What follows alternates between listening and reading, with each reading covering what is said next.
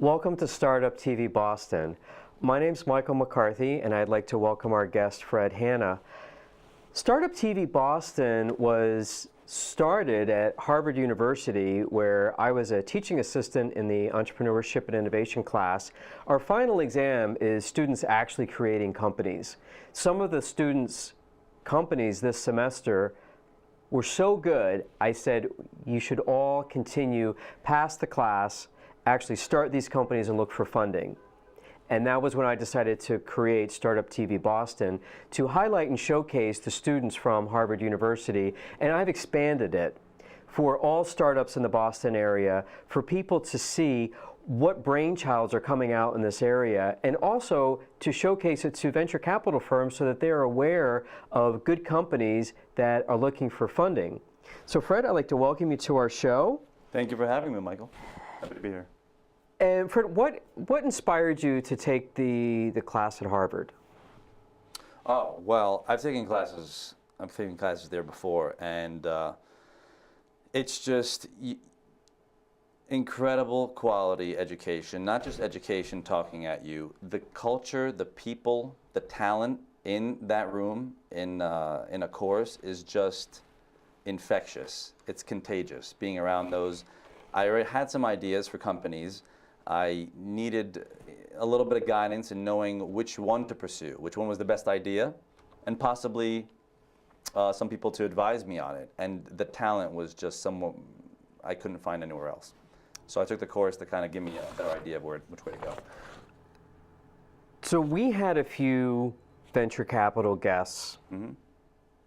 The one thing that they were missing in their business was time. A lot of venture capitalists will actually, as you were there in the class, will listen to 1,000 pitches and maybe they'll fund one or two. The idea of Startup TV Boston is to funnel down the time for the venture capitalists where they'll actually be able to look at a pitch on YouTube, on our website, see if they like that 10-minute pitch that we give to them.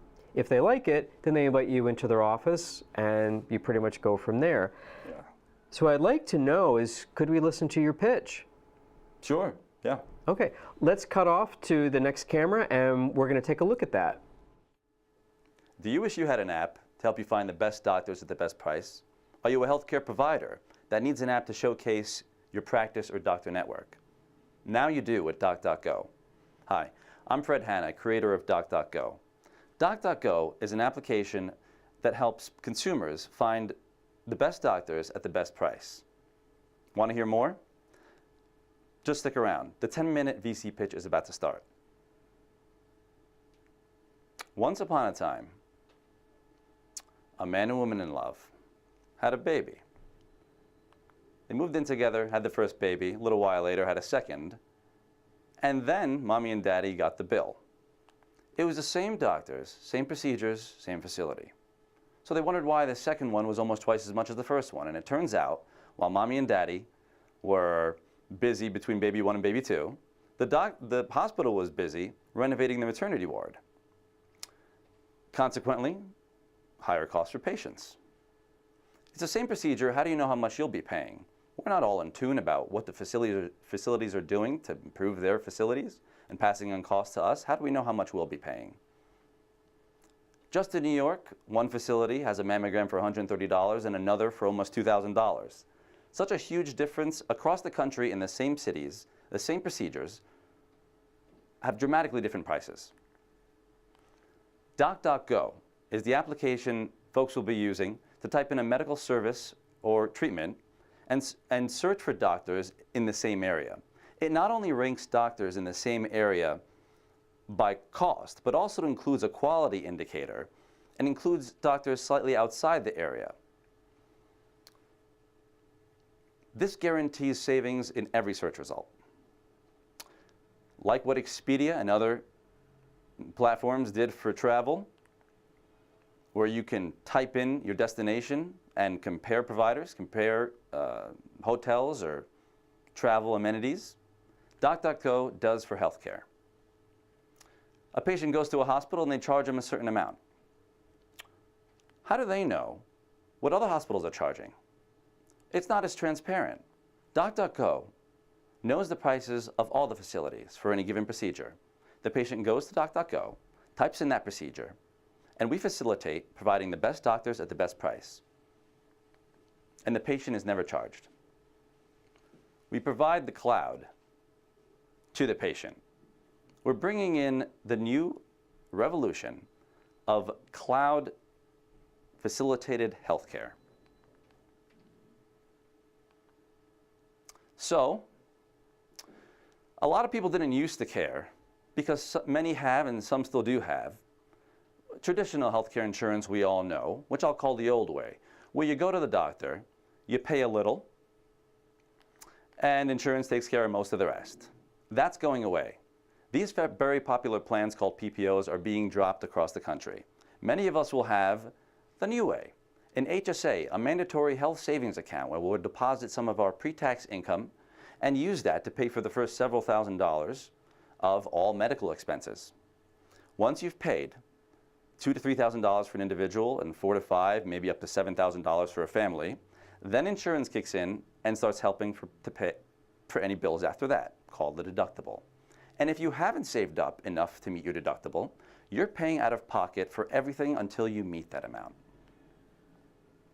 This created until now 20 million people in this situation, growing at 15% per year since 2011. We call them the new cost-sensitive healthcare consumer. They can also use their HSA funds to pay for things insurance doesn't even pay for, like assisted living, long-term care, acupuncture, glasses, LASIK if you don't want glasses anymore, weight loss services, which can prevent a lot of other issues, and a lot of other medical expenses. Folks will use docdocgo to type in a medical service or procedure and see the list of doctors ranked by quality and distance. Because of travel, a doctor that's twice the number of miles away may only be a few minutes away because that distance is spent on the highway. People only look at distance and don't consider time. How far they're away in time is also listed, so you know exactly how far they are. People are willing to travel, studies show, up to 21 minutes for better healthcare, or more affordable healthcare, or better healthcare. We look at it by distance, intuitively by distance, but we don't consider time, and this is one way we differentiate. If you don't like the doctor, swipe left, and it lists another, more comparable, affordable healthcare provider.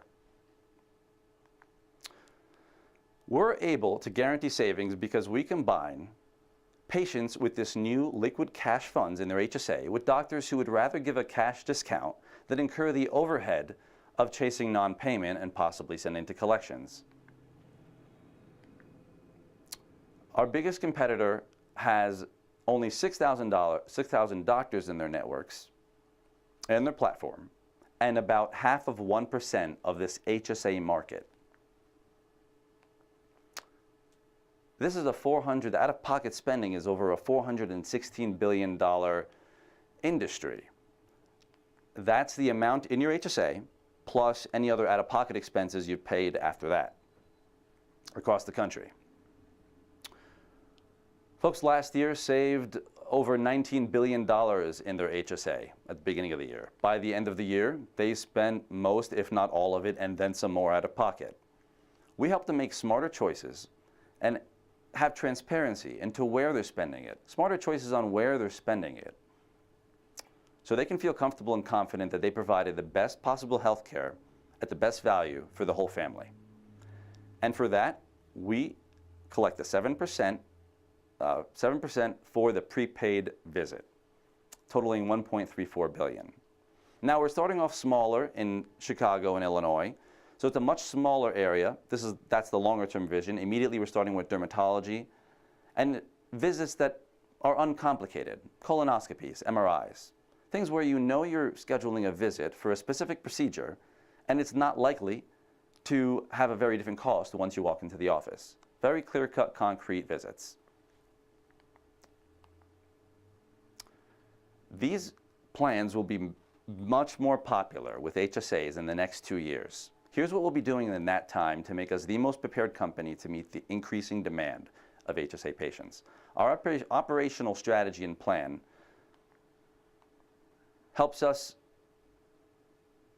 involves us helping consumers meet healthcare providers and facilitate a visit.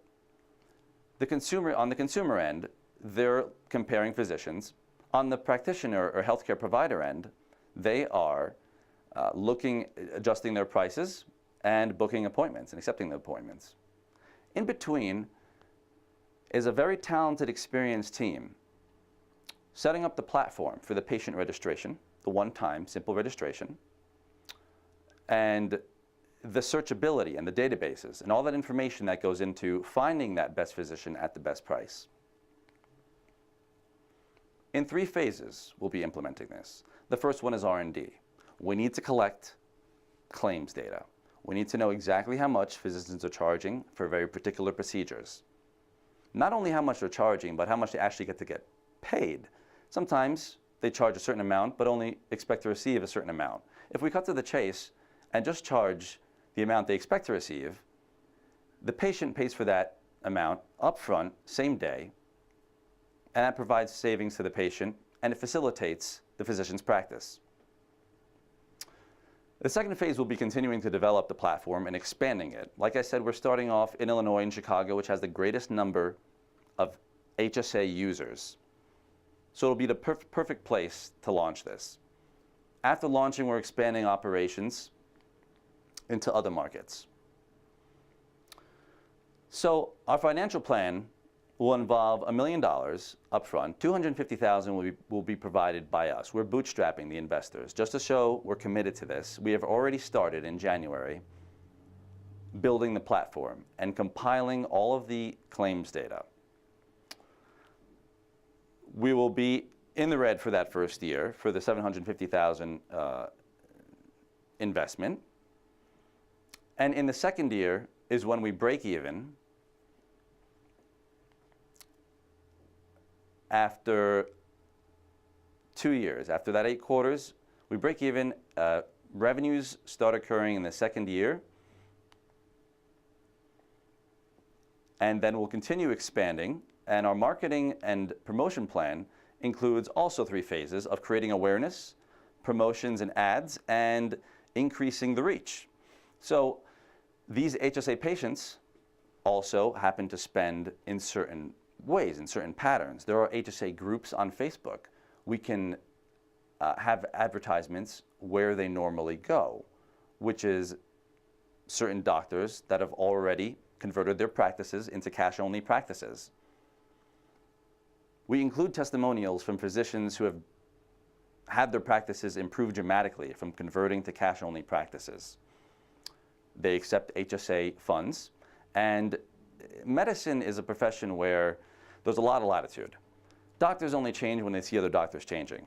Testimonials from these physicians and these healthcare providers that their practices have improved dramatically after converting to cash only or starting to accept cash or giving discounts for cash will convince other physicians of doing the same.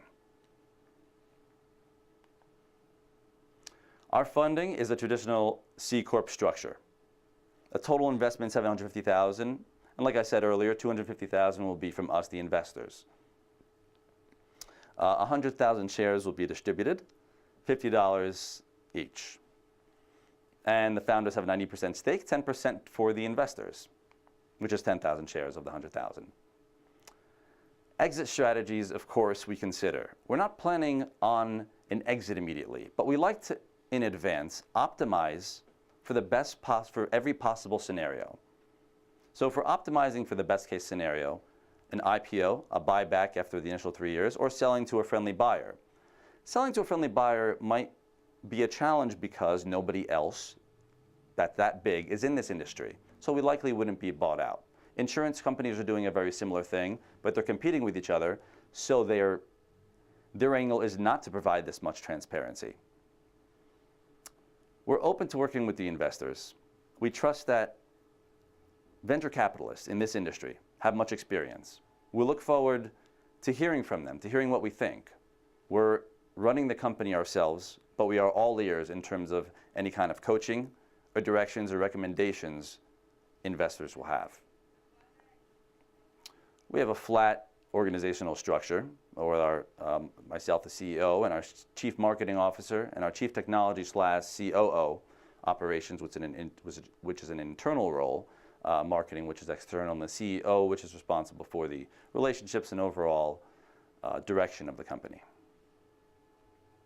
So, rising variable healthcare costs across the country. Very different prices for the same procedures across town in the same towns. Nobody knows the prices. We're also put in a situation where we don't know how to shop. Not only is there no platform, we don't know how to compare it. Not only do we rank doctors by price, we also include a unique quality metric, including things people don't think about till later. If you go to a doctor and don't see them because there's always another person there. So these are important things that factor into the quality of a physician. It empowers you. So join the oncoming healthcare revolution. Thank you. That's pretty impressive. Did you come up with that idea? Yeah, I've had the idea for quite a while and needed to know how to execute it. Execution is so much. One thing I learned from the course actually is some of the most important things. There's some debate about which one's more important, but execution and timing. Execution, the course helped me with. Timing couldn't be any better. These kind of plans in healthcare are growing dramatically with HSAs, these high deductible plans.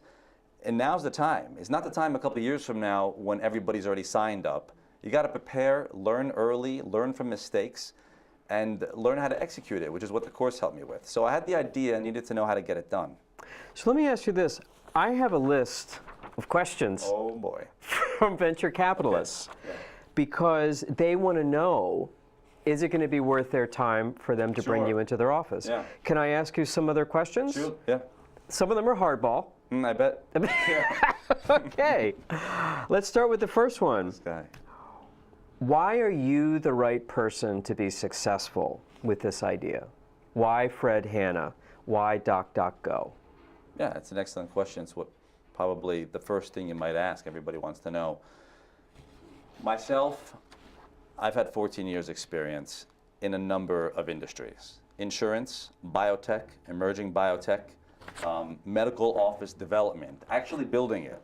Not only facilitating, I'm talking about where the desk would go in the medical office and where their examination room should go. Everything. This involves, there are two customers in this service we're providing. The patient, and a big one, the one that we're actually profiting from is the healthcare provider. They have to be on board with this. The incentive for them is it reduces the overhead of their offices. They have to know, why would they sign up? I know how their offices work. I know exactly what their overhead is. I know exactly how much they would benefit from signing on to this service. So that kind of experience, people think, well, you have to be in insurance. I've had plenty of insurance experience, and it's not just insurance. This is a new type of plan. You have to incentivize the physicians for it to make sense for them to sign on here. So that kind of experience is directly relevant, I think the most relevant here. And top of the biotech, sales experience and support experience of all kinds. So I couldn't imagine a better combination of that, of experiences that make you more prepared for something like this. So you've been in this industry for years. Yeah. Okay. Absolutely. Ready for your next question? Here we go. Yeah, Okay. What are your leadership skills? So I've led various teams. I have ventured to Central America to set up medical clinics. I've led a group of support folks on some of the biggest biotech pharmaceutical company in the world. I've led a company from inception to launch to going public. I have, not to mention, being a father and being in the same exact situation where I could have used an application like this, actually, being a father and helping with my wonderful wife, very supportive wife, supportive of these things, run a house. This is my baby. Just like my kids are my babies, this company is my baby, and I want to not just, this requires a very talented group of people. I want to lead a talented team and not just run a company, but inspire. These physicians have to be inspired to sign on. People have to be inspired to sign on and search for the best doctor at the best price. I think inspiration is the key. This is why we're doing it. Why we're doing it is at the core. The way I like to lead is by inspiring on why you should get up in the morning and do this. So that's going to lead me to my next question. And by the way, you could run for political office on that answer. I liked it. That was good. What's your long-term big vision for the venture? What's the big, hairy, audacious goal? Yeah, it is hairy. The platform, ideally, here's where we plan to be. Folks sign in. They have a cart of various dentists, different options, items on the side, or just transactions on the side. Dentist, this one I can have the root canal, that one, that one. They can sign into each of their kids, say, if it's a parent, see what procedures are planned, and get a notification, hey, you have a root canal with this specialist. Only 5 miles away, there's this one for this much less. Do you want to take a look at who it is? You could look at who it is, see their rankings, see the reviews, see the cost difference. Rather than just going, online or just asking somebody who the best physician they've gone to is and just taking a gamble, having control over control over your own healthcare, over your kids' healthcare, knowing where to go. That's the kind of platform I'm planning. Across the country, see where you can go, how much you're charging, transparency, and what to expect. Of course, before that, depending on how it goes with the venture capitalist, there could be insurance companies interested, although the reason I'm skeptical about that is because we are very transparent. We're showing how much other insurance companies charge too. They might want to keep that quiet and buy us out. It's not ideal, but I'm sure they would have significant interest. The other companies, a friendly buyback is welcome, of course, but there's really nobody bigger and more prepared that's doing this that would be in a position to not only have a friendly buyout, but grow it substantially more than we would be able to. So there are different options. It depends on which direction we go. So it sounds to me the one word that popped out is control. Yeah. Giving control back to the patient. Sure. And giving them more choices. Yeah. I like that. Especially sometimes I'm told what doctor to go to, and I don't like that. I'd like to choose myself. Exactly. I mean, I'm maybe you could hear it in my voice, but I've always been kind of frustrated at just getting a bill and just being told that's how much it is. Like, well, how much would it have been? Could I make this bill lower? How much would it have been with that guy down the street or this other doctor? Or, I mean, we don't know anything about this. They're just charging us. We have no idea how much they're charging, why they're charging exactly they want. I mean, why am I charging twice as much for some dentist because they have a view of Boston Commons or Central Park or something? And that's really why, and nobody told me. So I want that kind of transparency. I don't mind if you have a great view when I'm in the waiting room. I don't mind, maybe I'll want to pay that much, but I want to know that's why I'm paying that much. So in the few minutes we have left, let me get through a few more questions. Let's say you get a check from a venture capitalist. Okay. You now have a boss. Yeah. Someone who just gave you some money, and not only do you get their money, but you get their opinion and their ideas. Sure. Are you coachable? Yeah, I've always been a team player. I've always played sports my whole life. So this is not a one-man operation, and venture capitalists come from a place of significant experience. Usually the ones that invest in a certain company have experience in that sector. So they could help guide. We would actually like some advice. If we don't hear about advice on certain things, we're going to solicit it. We're going to ask them what they think. Of course, we'll make the ultimate decision, but we definitely want to hear. We're looking for partners, not just money. So it sounds like you're actually looking for some advice on top of the fact that you're going to be getting some funding. Sure. I mean, it is a business. The heart of it is we want to help people, but it is a business, and these guys know, venture capitalists, how to make it profitable. We know how to make money off of it, but how to turn it around in the future when it expands, when it needs to be scalable. These guys have been there, and it's important to have partners like that. They will open up the Rolodex and introduce you to the network. And absolutely. Yeah. So this is going to be your favorite question of the entire show. What are your weaknesses and challenges with this whole idea? Where's the Achilles heel? Yeah, we don't even mind sharing that because some people say, it's a great idea, don't let anybody know. I don't think so. I think if you're not open to letting people know the idea and your weakness, then you don't believe in your own team and you don't believe you're far enough ahead of anybody else to execute it. And we don't mind. We know exactly how we're doing it. We know the best team prepared to do this. And we know we're comfortable sharing our weakness, which is having the real claims data about how much physicians expect to be reimbursed for certain procedures, and providing that to the patients, and getting the real claims data, which means you have to go to the patient and incentivize them to share that kind of information with us, that private claims data, so we can know exactly how much they're charging and why they're charging that. So getting that data is part of what differentiates us, and that's what we're working on right now. So your greatest challenge is getting accurate data? Yes, because right now we rank physicians or healthcare providers comparatively how much they charge relative to each other. So you still know who's the most expensive, who's the least, and everybody in the middle. But you can't right now book an appointment right after that, straight with the physician. Book it, prepay, and visit without having an exact amount. And that exact amount is what will let us go to the next level of prepaying a booked appointment with the physician. So you're going to need some cooperation from patients to share their bills with you?